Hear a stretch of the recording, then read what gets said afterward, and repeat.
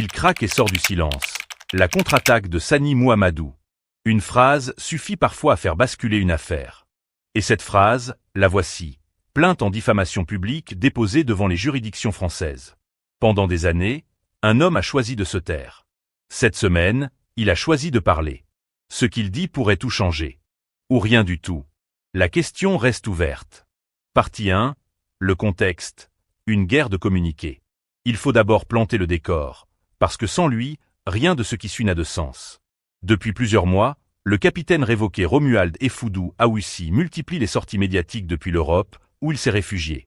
Ancien cadre du renseignement à la présidence camerounaise, il accuse publiquement plusieurs personnalités proches du sommet de l'état de compromission grave, allant jusqu'à évoquer des responsabilités dans des affaires parmi les plus sensibles du pays, dont l'assassinat du journaliste Martinez Zogo. Ces accusations, largement reprises sur YouTube et les réseaux sociaux, ont fini par toucher un nom que l'on croisait jusque-là surtout dans les cercles feutrés de la sécurité et de la défense. Sani Mouhamadou. Mais ce n'est pas tout. Les 24 et 25 juillet 2026, 2 vidéos mettant en cause Sani Mouhamadou ont été publiées sur YouTube, portées notamment par une interview impliquant Morgan Palmer et relayée, selon le communiqué de l'intéressé, par un certain JP Rémine Gono. Ces contenus, d'après les termes mêmes employés par Sani Mouhamadou, porteraient des accusations qu'il qualifie lui-même des « exceptionnellement graves ». Et pourtant, un détail change la donne. Jusqu'ici, l'homme visé n'avait jamais répondu publiquement. Cette fois, il a choisi de rompre le silence, et de le faire par voie judiciaire. Qui est Sani Mouhamadou? Selon les éléments qu'il a lui-même rendus publics, il se présente comme haut conseiller en stratégie de défense et de sécurité internationale, chef d'entreprise, auditeur de l'Institut des hautes études de défense nationale, IHEDN, et titulaire de plusieurs certifications dans le domaine de la défense et de la sécurité. Toujours selon ses propres déclarations, il aurait, depuis 2013, mis son expertise et son réseau à la disposition de plusieurs institutions camerounaises, parmi lesquelles le ministère de la Défense, le ministère de l'Administration territoriale, le ministère de l'Eau et de l'Énergie, la Direction générale de la Recherche extérieure, DGRE, en 2020, ainsi que le bataillon d'intervention rapide. Un parcours dense, revendiqué comme discret. Jusqu'à cette semaine. Partie 2. Le cœur de la riposte. Ce que dit Sani Mouhamadou. Voici ce que l'intéressé affirme, mot pour mot repris dans son communiqué. Les accusations portées contre lui seraient totalement fausses et porteraient, selon lui, gravement atteinte à son honneur, à sa réputation et à l'intégrité de son parcours professionnel. Il annonce vouloir saisir la justice française, estimant que l'imputation publique de faits aussi précis serait susceptible de constituer une diffamation. Mais au-delà de la posture judiciaire, c'est le contenu de sa défense qui retient l'attention. Premier point qu'il tient à rétablir. Son rôle dans le dossier de la catastrophe ferroviaire des ECA.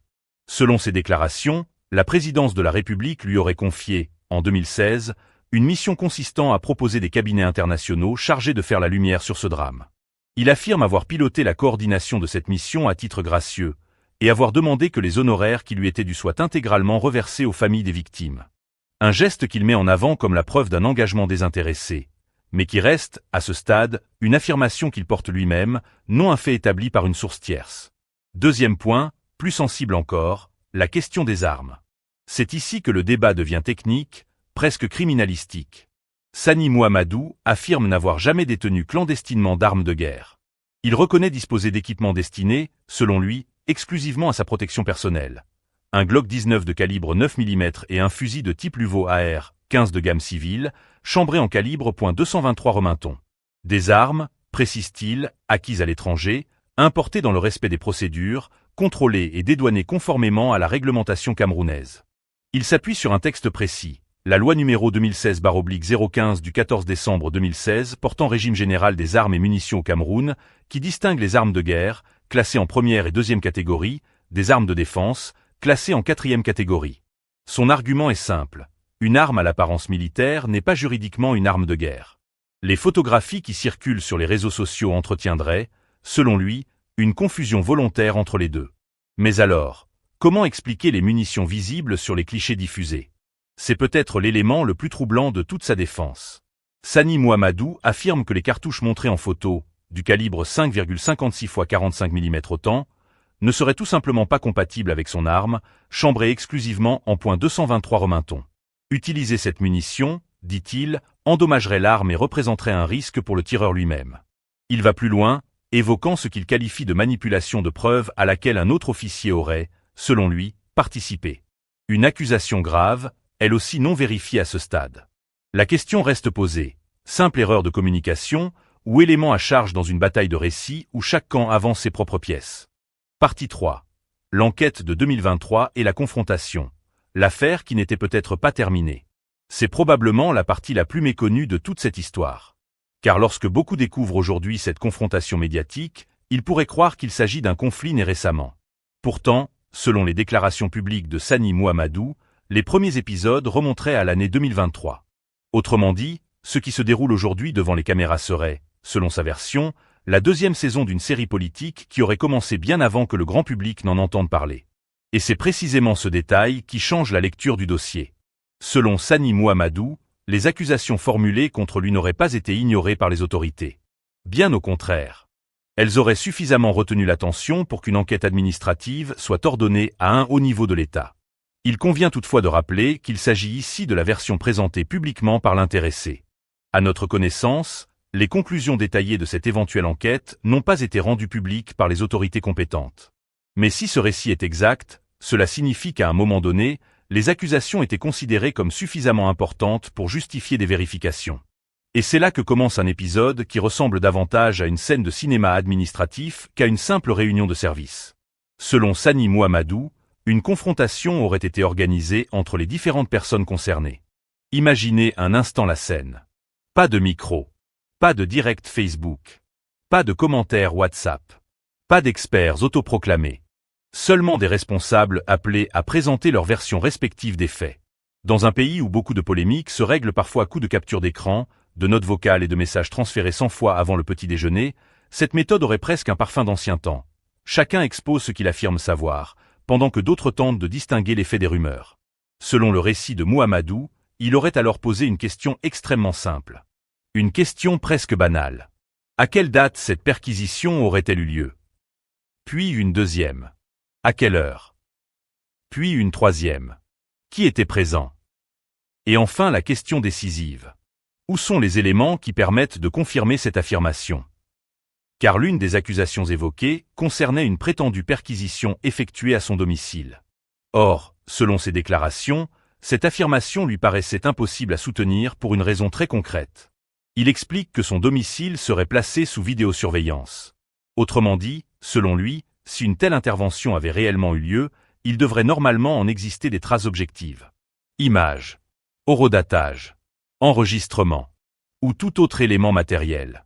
Là encore, nous rapportons uniquement les déclarations publiques des protagonistes, sans pouvoir confirmer indépendamment ces éléments. Mais dans son récit, cette précision occupe une place centrale, car elle sert de fondement à sa démonstration. Selon lui, lorsqu'il aurait demandé que soit précisée la date, le lieu exact et les circonstances de cette supposée perquisition, la réponse aurait pris une tournure inattendue. Toujours selon sa version, Romuald Defudou aurait indiqué que cette information ne provenait pas d'une observation personnelle. Elle lui aurait simplement été rapportée. Autrement dit, il ne s'agirait pas, selon ce récit, d'un fait constaté directement, mais d'une information transmise par un tiers. Et c'est ici que notre satire peut se permettre une petite parenthèse. Au Cameroun, il existe parfois un personnage invisible mais extraordinairement influent. On ne connaît jamais son nom. On ne voit jamais son visage. Mais il est partout. Il s'appelle « On m'a dit ». On m'a raconté. Quelqu'un m'a informé. Les gens disent. Ah, les fameux « les gens disent ». Si ces 4 mots pouvaient voter, ils gagneraient probablement une élection. Parce qu'au Cameroun, les gens savent tout. Ils savent qui sera nommé avant les décrets. Ils savent qui sera limogé avant les intéressés eux-mêmes. Ils savent qui voyage, qui revient, qui téléphone à qui mange avec qui prépare quoi. Et parfois même, ils savent ce qui ne s'est jamais produit. Le problème, c'est que devant une procédure sérieuse, les gens disent ne suffisent généralement pas. Les faits demandent davantage. Des éléments, des preuves, des documents, des témoignages vérifiables. C'est précisément cette différence qui semble être au cœur du récit présenté par Mohamedou. Selon lui, la confrontation aurait progressivement quitté le terrain des affirmations générales pour revenir vers une question beaucoup plus terre-à-terre. Que peut-on réellement démontrer? Toujours d'après son témoignage, un colonel appartenant à l'état-major particulier de la présidence aurait alors adopté une approche plus prudente. Son objectif aurait été de recentrer les échanges sur les seuls éléments objectivement vérifiables. En clair, laisser de côté les impressions, écarter les suppositions, mettre les rumeurs entre parenthèses, et examiner uniquement ce qui pouvait être établi. Là encore, cette séquence n'est connue qu'à travers le récit public livré par Sani Muhammadu, les autorités n'ayant pas communiqué officiellement sur son déroulement. Selon lui, la réunion se serait finalement achevée dans un climat relativement apaisé. Il lui aurait été conseillé de ne pas prolonger cette affaire. Autrement dit, de tourner la page, de laisser retomber la poussière. Au Cameroun, cette expression est presque une institution. Laisse seulement. 2 mots, 2 petits mots, mais parfois toute une philosophie administrative. Quand un dossier devient sensible. Laisse seulement. Quand une polémique enfle. Laisse seulement. Quand chacun commence à parler un peu trop fort. Laisse seulement. Comme si le temps possédait un pouvoir presque magique. On attend. On patiente. On espère que l'opinion publique passera au sujet suivant. Et souvent, cela fonctionne. Parce que l'actualité camerounaise roule à une vitesse impressionnante. Aujourd'hui, tout le monde parle d'un dossier.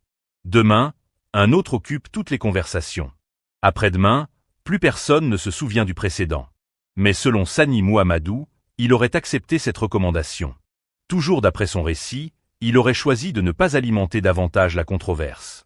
Non parce qu'il reconnaissait les accusations, mais parce qu'il estimait que le dossier avait déjà été examiné. Cependant, il affirme avoir posé une condition. Une seule. Si de nouvelles accusations réapparaissaient publiquement, il se réserverait le droit d'y répondre. Autrement dit, il acceptait le silence. Mais pas un silence définitif. Et c'est précisément ce qui expliquerait, selon lui, sa prise de parole actuelle. 2 années plus tard, les accusations sont revenues dans le débat public.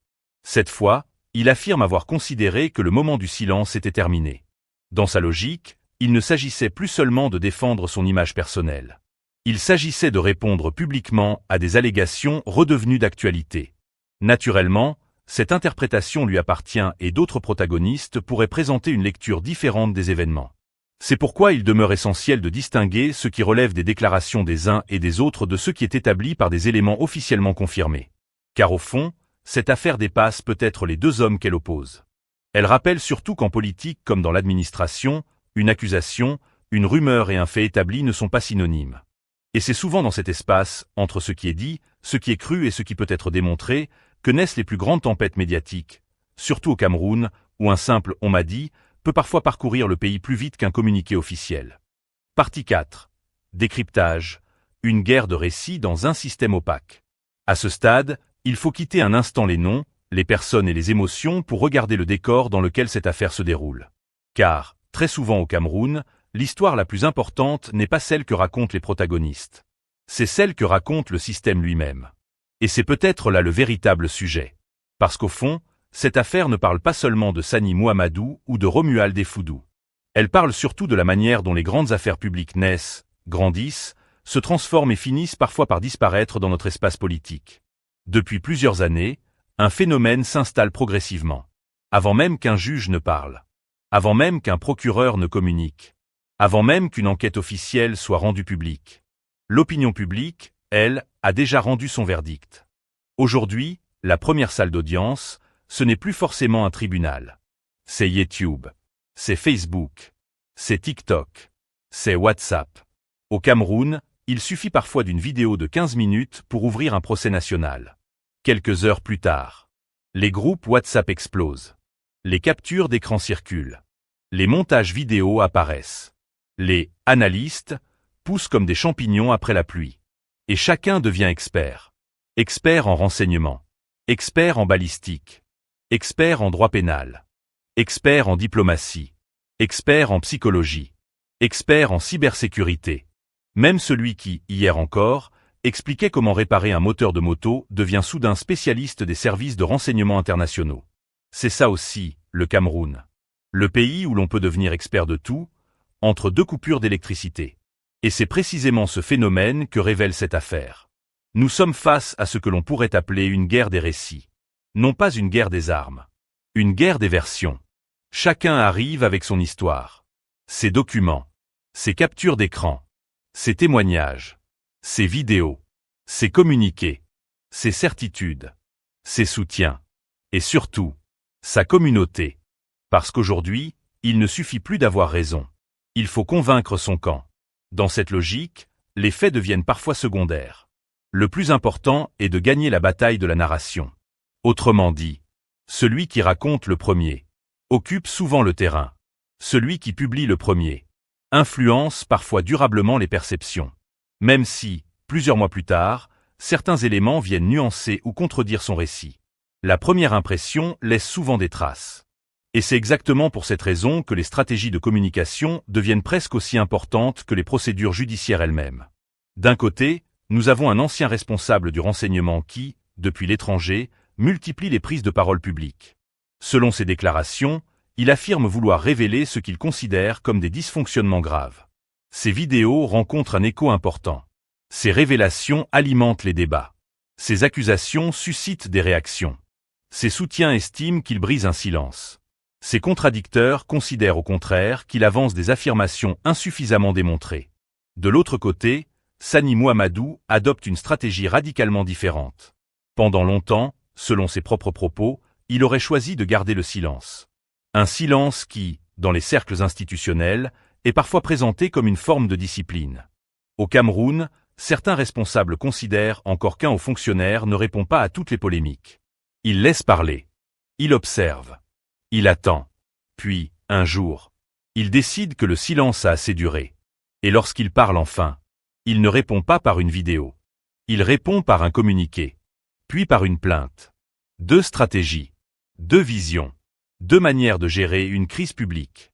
L'une privilégie la parole médiatique. L'autre revendique le recours au droit.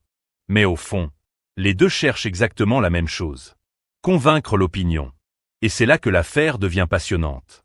Parce que même les objets matériels se retrouvent transformés en arguments de communication. Une arme ne devient plus seulement une arme. Elle devient un symbole. Une munition n'est plus seulement une munition. Elle devient une démonstration. Un calibre devient un argument. Une autorisation devient une preuve. Une photographie devient une pièce de conviction. Une capture d'écran devient un acte d'accusation. Une vidéo devient un réquisitoire. On assiste presque à un procès, sans tribunal. Et c'est peut-être cela qui interroge le plus. Car, jusqu'à présent, aucune juridiction ne s'est encore prononcée sur le fond de l'ensemble des accusations évoquées publiquement. Ce constat invite à la prudence.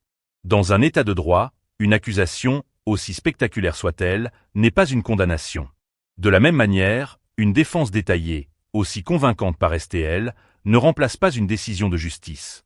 Entre ces deux réalités existe un espace fondamental. Celui de l'enquête. Celui du contradictoire. Celui des preuves. Celui où chaque affirmation doit pouvoir être confrontée à des éléments vérifiables. Or, c'est précisément cet espace qui semble manquer dans cette affaire. Et c'est ici qu'une autre question surgit. Une question beaucoup plus large.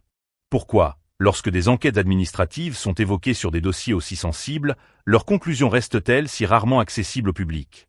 Naturellement, certaines informations peuvent relever du secret administratif, de la sécurité nationale ou de la protection des personnes. Mais lorsque des accusations publiques continuent d'alimenter le débat pendant des années, l'absence d'informations officielles laisse un vide. Et dans la nature, le vide ne reste jamais vide. Il est rempli par les suppositions, les rumeurs, les interprétations, les spéculations.